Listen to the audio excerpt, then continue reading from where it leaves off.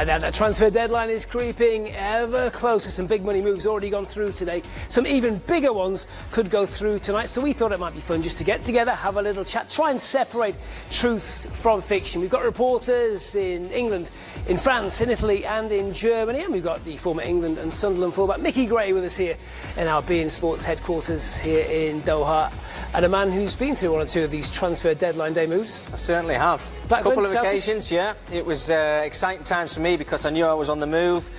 It's a bit of a long process. It started at 7 o'clock in the evening. I didn't get the deal done until midnight, so you're kind of waiting around. The phones are going from each club. You've got your agent sat next to you. But it's exciting for me as a player because you know you're going to be going somewhere else. But how complicated is it? Is it all about money or is there more to it than that? Yeah, I think, it's just negotiating figures and things, Andy. But I think, the clubs have obviously got to work with each other. They're obviously trying to get somebody out before they get somebody in. That can be the situation. Or if there's a fee with it, it depends what the clubs agree with. So, that's a difficult side of it. I think as a supporter, you're probably sitting on the edge of your seat because you're excited that somebody else is going to be coming to your club. Everybody is excited when the transfer deadline day's around. This is it. So everybody will be watching. Hopefully they're watching us. So it's going to be pretty busy. Deadline closes very shortly in Germany, next 15 minutes or so. Closes tonight in England, France and Italy. Spain is a day later than everyone else. So if you're a Liverpool fan wondering if you will indeed keep Coutinho, you've got a bit longer to wait on that one. All right, let's get over to England to start with. The big transfer saga, I suppose, over the summer has been Alexis Sanchez and Arsenal. The question is, will he stay at the Emirates? Will he go, perhaps, to Manchester City and finally link up with Pep Guardiola? That's been the talk, over the last few weeks or so. Let's get to Carrie Brown and Matt Critchley then over in England. Let's start with Carrie in London. By the end of tonight, will Alexis Sanchez still be an Arsenal player, Carrie? Well, things just changed rather over the last hour, where we heard of a speculation of a £92 million bid to Monaco for Lemar. Could that then pave the way to Alexis Sanchez leaving the club at Arsenal? I've just been speaking to someone very high up at Arsenal. I'm afraid Arsenal fans now get Googling Lemar, need not bother. I mean, they know who he is already. But Arsenal telling me that's simply not happening. Alexis Sanchez stays. We were never in selling mode. Remember that interview with Arsene Wenger where he said, I'm surprised that you're surprised that you think Alexis Sanchez won't be made to run down his contract. We've seen him try and force a move over the last week. But Arsenal still believe Alexis Sanchez will be an Arsenal player by tomorrow. OK, well, let's get over to Matt Critchley up in the northwest. You're outside of Anfield, but will that news tally with what you're hearing at Manchester City? Well, Manchester City remain hopeful, guys, of signing the player. They tabled a bid a few days ago. They had a renewed bid today, around £55 million, plus another £5 million add-ons, so a total bid of around £60 million for Alexis Sanchez. That remains on the table, but the word they were getting was that was dependent on Arsenal finding a replacement for the player. We know about Thomas Lemar from Monaco. We know that ultimately he rejected Arsenal earlier in the summer. Their interest has been there for some time, and clearly the player will be involved in some capacity in that French game against the Netherlands, which takes place, in about 2 or 3 hours' time. So I think the chances of that deal getting done, there's been linked with the Liverpool, there's been linked with Arsenal. I think the chances of Lemar moving away from Monaco and coming to the Premier League are getting slimmer by the second because of his involvement in that game with France, as I say, in just a couple of hours' time. So without being able to get Lemar, without being able to get Julian Draxler through the door, I think it's highly unlikely that, as Carrie mentioned, Alexis Sanchez leaves. I think Sanchez stays with Arsenal. Manchester City disappointed with that. Clearly they wanted the player, but maybe they'll just have to wait until they can get him for nothing in 12 months' time. Matt, Liverpool are really stepping up to the plate. I mean, I didn't really see them as title contenders at the beginning of the season, but the players that they are bringing in now, Oxlade-Chamberlain, if they do get one or two more over the line, then we can't count them out for going all the way to win the Premier League. Mickey, I think what Jurgen Klopp is keen to do here is to add more depth to the squad ultimately at Liverpool. I think that's the issue with them competing in the Champions League once again this year, with clearly the domestic cups here and a difficult Premier League campaign once again. So I think Alex Oxlade-Chamberlain's an interesting one because I'm not convinced he will play week in, week out for Liverpool. I don't think he's a guaranteed starter despite the amount of money they've spent on the player. He wants to play in midfield. I think he'll play as part of that midfield three.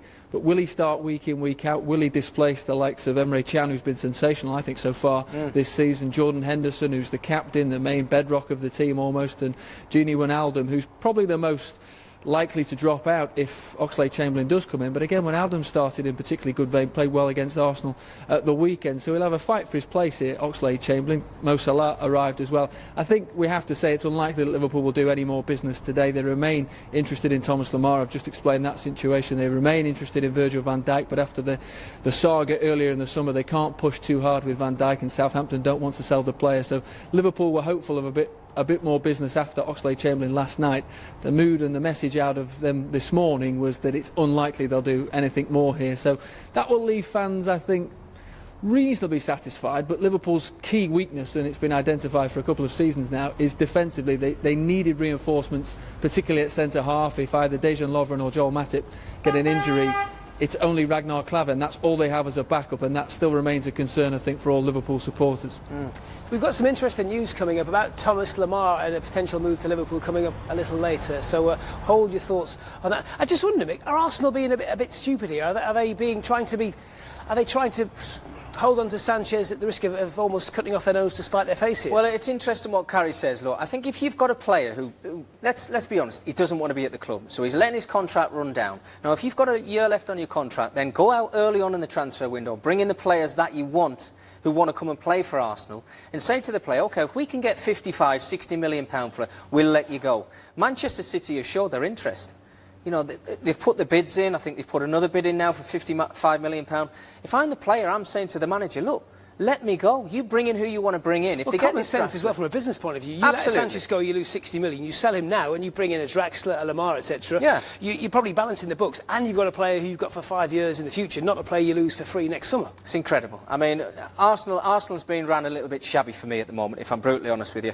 They've got to get players into the club who want to play for the football club. If Sanchez doesn't want to be there, yes, he's a quality player. But if he doesn't want to be there, then he upsets the dressing room. The players that come into the football club, hopefully in this transfer window, they're only going to make Arsenal better, and that's what they're after right now. OK, so not much going on at Arsenal today. It would seem. Let's get back over to Carrie in London. What about Tottenham? Any business? I was going to say White Hart Lane. I suppose it's being done at Wembley these days. It is. It's funny, though, as you say, back to London, isn't it Swansea that's suddenly becoming the big mover? That remarkable loan move of Renato Sanchez from Bayern Munich really changing things. And Fernando Llorente now having a medical at Tottenham. We expect that to be quite a late announcement. Having said that, probably 2 minutes' time I'll get a phone call from Tottenham confirming it. But we expect that to be a fairly late announcement. Why do we say that? Well, I believe Wilfred Boney is down in Swansea having a medical too. When Llorente is actually confirmed, we expect Boney to be confirmed. There have been some speculation about him moving to Italy, but I believe that Boney will confirm a signing with Swansea if he completes that medical the minute that Llorente is confirmed for Tottenham. Let's just wrap up London, Carrie. What about Chelsea? Conte has been fairly adamant he needs reinforcements. Any sign of anyone arriving at Stamford Bridge? Yeah, well, Chelsea are remaining really tight-lipped. Riyad Mahrez, of course, one of the ones speculated to be joining Chelsea before people believed he was in Barcelona, which he wasn't. Chelsea remaining, though, very tight-lipped. I know Tancredi Palmieri will be talking to us in a moment about an Italian that might be heading Chelsea's way. But at the moment, they're refusing to confirm much. They've already been pipped to the post on so many occasions, haven't they? Lukaku, of course, even Alex Oxlade-Chamberlain and Danilo admitting that he was in contention. Even Kyle Walker to go to Chelsea. They can't seem to get a deal done at the moment, and they're confirming nothing. Great stuff. Carrie, Matt, thank you very much. I did say a minute ago, Mickey, that there could be some news coming out of France surrounding Thomas Lemar. Matt Critchley mentioned there that Liverpool want Lemar, Arsenal want Lemar. The deal isn't happening. The word coming out of France, potentially, is that the player would prefer to move to Liverpool, but it's only Arsenal who can cough up the fee. I think we're talking £90-odd million, aren't we? I mean, it's incredible. You think about the season that Monaco had last time around. You know, the Champions League run they had, the players that have left their club now. He seems to be the one that's left. So I kind of question that a little bit. Is he worth £90 million? Because, you know, some of the players that have gone, you know, Silva at Man City, fantastic player. I do think he'll make wherever he goes a better side. He is a quality player, but the figures that are getting banded around now is incredible. So whether he goes to Liverpool or whether it's Arsenal, I think the Premier League's in a better place. You know, don't forget with Monaco, though, was it 2 summers ago when they sold Kurzawa to PSG, Yeah. Abdennour went to Valencia, Ferrer Carrasco went to Spain, Kondogbia went to Italy, Martial went to United. They sold what looked like an entire structure, entire side, the entire core of a team. And then look what they did. They go away, they buy all these young players, and they rebuild. What's to say that they won't do it again? And perhaps Lemar was just trying to be loyal and stick it out. Well, there's no reason why they shouldn't do it again. You know, if they think they've got potential that's coming through the ranks, or they see somebody else at a different club that they can bring in for maybe half the price or even less than that, then let Lemar go. You know, you talk about Premier League football, whichever league we're talking about. If they think they can get rid of a player and bring somebody in with the same quality for a little bit cheaper, then they're going to do it. Monaco have done that over the years, you just mentioned it there. So if they do it again, I'm sure that there's some talent waiting in the wings. The man in the know on all this, of course, is beIN Sports' Matt Spiro over in the French capital of Paris. PSG have been the big spenders over the summer. Monaco, though, perhaps with all the talk today. Matt, come on then, fill us in. Who's going where? Is Lemar staying in the Principality? Is he going to go to Arsenal or Liverpool? It's a strange situation, guys, isn't it? Because Thomas Lemar, Kylian Mbappe, they're going to the Stade de France. They've got a big World Cup qualifier to play tonight. But their future's very much in the air. Mbappe, everybody knows, no secret now, joining Paris Saint-Germain. Lemar, we don't know. I've heard that Monaco have accepted Arsenal's last bid, which is a huge bid of £90 million, just over 95 million euros for a player who's only really broken through last year, a 21-year-old. Don't get me wrong, I think he's a top player, but as of yet, hasn't proven himself. He's just broken into the France team. The other bit of information that I'm hearing from a good source is that Thomas Lemar has a preference, and that preference would be Liverpool. So, you know, Liverpool have made a big bid, but not as big as Arsenal's. We're just going to have to wait and see on this one. It's obviously all going on behind the scenes. Thomas Lemar getting ready to play in a really big match tonight. What about Mbappe? Is he going to PSG on loan, or is he going to make the deal permanent today?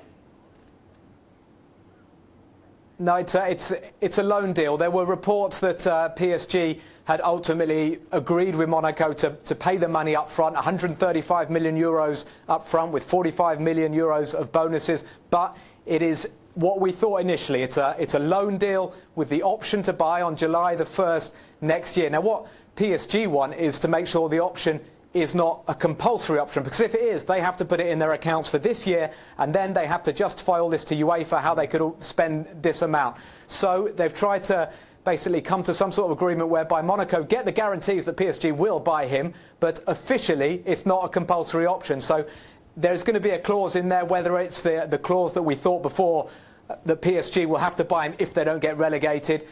We'll have to wait and see. But Monaco were not particularly happy about the fact that it's not a compulsory option. So, you know, they want to be sure they're going to get the money next summer, because next summer he'll only have 1 year left on his Monaco contract. But it's going to be a loan deal, and it's going to be, you know, the finer details will probably come out in the next day or two. Matt, can you bear with us there for 1 second? I want to come back to you, but just get the thoughts from Mick a second here. Kylian Mbappe, he's had really half a season as a first-team player, and he's worth, what, 180 million euros? But then he could become a bargain. Because the way the transfer market's going right now... You can tell how much money he's got. No, listen, if you look at the price of Neymar this time, you know, 220 million euros, absolutely phenomenal money. You know, he's just broke the seal. So if Mbappe eventually goes to Paris Saint-Germain with a loan deal, I'm sure there's a fee involved in that, and he goes there for 140 or 150 million. You know, if he has another great season, he could be worth 250, 300 million pounds because of his age, because of his talent. I'm one of his biggest fans. I think he's an outstanding player. Wherever he goes, he's going to make them better. Scary thought, these figures, this transfer window. Let's get back to Matt in Paris. So if we know Neymar's arrived in Paris, if Mbappe's going, something has to give. Financial fair play still exists, even in the French capital, so who's going out the door? It does exist, and it's something that PSG are taking very seriously. People may not believe that on the face of it with the money they're throwing at Neymar and at Mbappe, but we know that players have been loaned out. We know that Matuidi has gone. Serge Aurier today has signed for Tottenham. So they are reducing their squad, but the feeling is there could well be a big name player leaving. They've got too many forwards. That's an issue, because the likes of Lucas, Di Maria, Draxler, they're not going to get in the team. When we've got the front three of Neymar, Mbappe and Cavani, these guys are not going to get enough game time. And Julian Draxler, I'm told, wants to stay in Paris. Di Maria, a little bit less certain. Tempted by Barcelona. We know there were some inquiries from Barcelona. Might they make a late move for Di Maria? I think from a PSG point of view, they want to sell. They would love to sell a player for 50 or 60 million euros if they could, just to give them a little bit more leeway when it comes to presenting their case to UEFA. Am I the only one thinking that relations between PSG and Barca are such that it's very hard to see Di Maria going to Barcelona? Yeah, you're probably right there. I mean, I think any sort of discussion at the moment between Barcelona and PSG would be a tense discussion. But at the same time, business is business, and Di Maria, he's still a wonderful player. He had a disappointing season last season. I know a lot of people at the club see him as the most talented player at Paris Saint-Germain. He doesn't always tick, but you know, if Barcelona are looking for somebody with that sort of ability, PSG looking, like I say, for a big check, then who knows? As far as Di Maria is concerned, he said off the record he doesn't want to go back to England. We know it was a disaster for him at Manchester United. He didn't enjoy his time there at all. Julian Draxler, on the other hand, would, if he leaves Paris Saint-Germain, be open to a move to England, and he would be a great addition for obviously a club like Arsenal. We're going to have to wait and see what happens with Sanchez in the next few hours, but Draxler, there is interest from Arsenal in Julian Draxler as well, and you know, I think if they can convince him, that would be a great signing. Very much. Thank you very much, Matt Spiro in Paris. Di Maria, Barcelona, can you see it? Former Real Madrid man? Well, it's happened before. I think Figo went to Real Madrid, didn't he? Look how that worked out for him. I mean, look, it worked out for him. He's a fantastic player, Andy. Listen, it didn't work out for him at Manchester United. He probably had the wrong manager, changed his position on 5 or 6 occasions when he put him in the team. If he goes to Barcelona, you know, he's a great player. He's going to love it. He knows the country. He knows the league.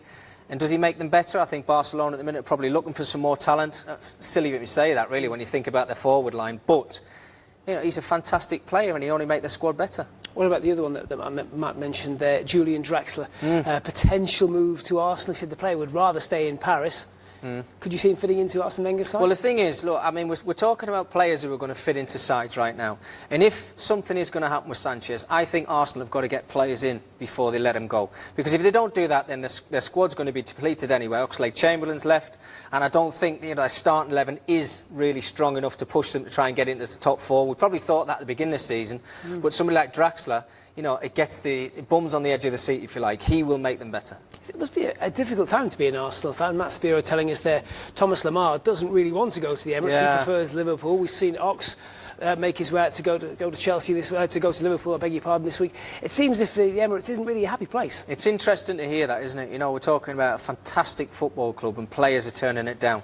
For one reason or other, whether they think the manager's going to be leaving in this season or they just don't want to go and play under that pressure that Arsenal find themselves in right now. They want to go to Liverpool, the exciting football they're playing right now, and probably they want to go to Manchester United and Manchester City before they even go to Arsenal. So something has to change. Would you still go there now? Absolutely. I think some of the football that Arsenal play on the eye, you switch the TV on, excellent. They had a bad week against Liverpool last week, but it's not going to happen every single week. They are a great side. They've just got to find that formula when things aren't going well for them to get over the finishing line, which they can't do at the minute. Right, next up, Italy. Tancredi Palmieri, the man in the know there for us. Tancredi, what's happening in Italy today? It's a slightly different situation, the way deals are done. Oh, the biggest one we heard today, Paulo Dybala, potentially on his way. Indeed, buongiorno from Milano. First of all, a bit of a context. As you can see, as usual, the only place in Europe that is actually prepared for the deadline for the negotiation is here behind this hotel in Milan, in the center of Milan. You can read the Calcio Mercato 2017 on the columns. But it wasn't happening here, though. The big thing of this last day, that bid from Barcelona, that offer, that phone call, probably even some mails to Juventus, that was offering to them a total figure of 160 million of euros for Paulo Dybala, 115 million of euros cash plus 45 million of euros add-ons. But honestly, it was just utopistic from Barcelona to think that Juventus would offload their star exactly on the deadline day with no time then to recover to such a sale. It didn't happen in this headquarters, in these rooms. It was in the Juventus ones, although here inside all the clubs from Serie A, from Serie B, they have their own box and their own room to do negotiation. Back to you guys, because I don't have any more at the moment the audio from the studio. All right, you can't hear us, right? I tell you what's the transfer that would be if it had gone through? You lose Neymar, you get Paulo Dybala, you're probably not too disappointed. No, but listen, we saw Dybala last season. Fantastic player, young again. I think that's what everybody seems to be looking for right now, isn't it? A bit of excitement. Saw him in the Champions League final. He's got a wonderful left foot. I mean, he's going to be around for a long, long time, and he's only going to get better. I was just going to ask Tancredi, I know it's a shame that we can't, but if he does, and it's a big if right now, whether they put the money up, who would Juve bring in to maybe replace him because of the ability that he's got? And I know Juve are obviously a strong side. They want to stay strong. They want to do well Champions League, and obviously domestically with all the other sides below them now, spending a lot of money, putting the pressure on them to win that league. But it's all happening, Andy. Where's it going to end? That's a really good question. I'll tell you what Tancredi was going to tell you. He was probably going to tell you, because he sent me a message before, Zappacosta to Chelsea. Antonio Conte using his contacts in Italy, looking to bring in a right fullback. Zappacosta, perhaps not the usual type for Chelsea, not an aggressive wing-back type, but certainly something different. Well, that's what they need, I think. You know, if you stand still, like we know in the Premier League, I think Chelsea got off to a little bit of a shaky start, but over the last couple of games that they've played, they've got a little bit stronger. They've still got this speculation going on behind the scenes with Costa. What's going to happen with him? Is something going to happen today? If it doesn't, then he's going to have to stick around till his contract runs out, or till he sorts something out. But listen, Chelsea are a good side, and I think players like that, if they do join Chelsea, they're only going to make their squad, stronger. Yeah, they need something, don't they? Right, last destination for us, Germany. One or two moves today. Julian Meissner is with us in Germany. Julian, what's going on in Germany today? It seems a lot quieter there, a lot calmer than Italy, England, France. Hi guys, I wouldn't say it's really calm. It has been calm in the morning, so deadline day is always busy in here as well. It was picking up speed in the last hour. Transfer window is closed by now, 6 p.m. local time, so there was no more major deals done by the local heavyweights, but there was some interesting transfers, especially from Borussia Dortmund, to get an English top talent a couple of minutes ago. What about, we heard earlier today, Benedikt Havidis has gone from Schalke to Juventus. Did that surprise anyone? It wasn't a surprise yesterday anymore when it happened, so yesterday that was a done deal. It is interesting because he is an icon at Schalke, world champion of 2014, and it wasn't actually expected for the start of the season that he would go, but new coach Domenico Tedesco, he replaced him as a captain, and then there was some interferences, I would call it, between the coach and the player. And then, now he's on a loan to Juventus Turin, which is a top club, and I'm really excited to see if he can play an important role over there. Fans are not exactly happy about it. And what about Divock Origi, the Belgian striker? He's on his way to Wolfsburg on a season-long loan, we're hearing. Yeah, he's coming for 1 year from Liverpool. 22-year-old Belgian striker. I think that's a deal that makes sense because Mari Gomez, the star striker of Wolfsburg, he needs some support in the offense. And Origi, he's only 22, but he's actually quite experienced, having more than 100 first league games in England and France. Can play in the center, can play on both sides. So I think that's a deal that makes sense because he didn't have that much match time at Liverpool, and I think it's a good deal. Julian Meissner in Munich, thank you very much. They're so much more efficient, the Germans. Everything's done and dusted. They don't go down to the deadline like everyone else. No, they don't. That's why everything that you say, every signed, sealed, delivered, they want to get their squad settled as quick as they possibly can. And then just get on with prices, I should add as well. Yeah, but I think they've always been like that. I think over the past, even Munich, they haven't gone out and spent hordes amounts of money, on one individual player. Yes, they bring quality players in. That was an interesting one for me. Munich's transfer deadline day. How many players they've brought in, a couple of chops and changes, but, he's obviously settled with the squad that he's got and thinks that they're good enough. So that's this. We've been Germany, we've been Italy, we've been France, we've been England. Deadline shuts in England, in France and in Italy in just a few hours' time. You might be wondering why we haven't crossed to Spain today to join our reporters there. Of course, the window shuts 24 hours later in Spain. Do you see Coutinho being a Liverpool player in 24 hours, or do you think that one's still got legs? I think it's still got a little bit of legs. Liverpool supporters probably won't want to hear that, but I think if they can bring in a couple of players, if we're talking about Lemar, if he wants to go to Liverpool, then there's a space for Coutinho to leave the football club, because, you know, Liverpool is spending a lot of money, and I think, you know, Van Dijk, the speculation won't go away. I don't think that one will actually happen, but it just shows you the type of players that Liverpool are trying to chase after now, but their squad is strong. Mick, we're just about out of time, but thank you very much for tonight. I hope you enjoyed this little news extra we've given you here on Facebook Live. If you're watching us in the MENA region, all the conclusive details, all the final deals, etc. tomorrow night, beIN Sports News, 1800 Mecca time. We'll see you then, but for now, it's good night. Enjoy the rest of Transfer Deadline Day.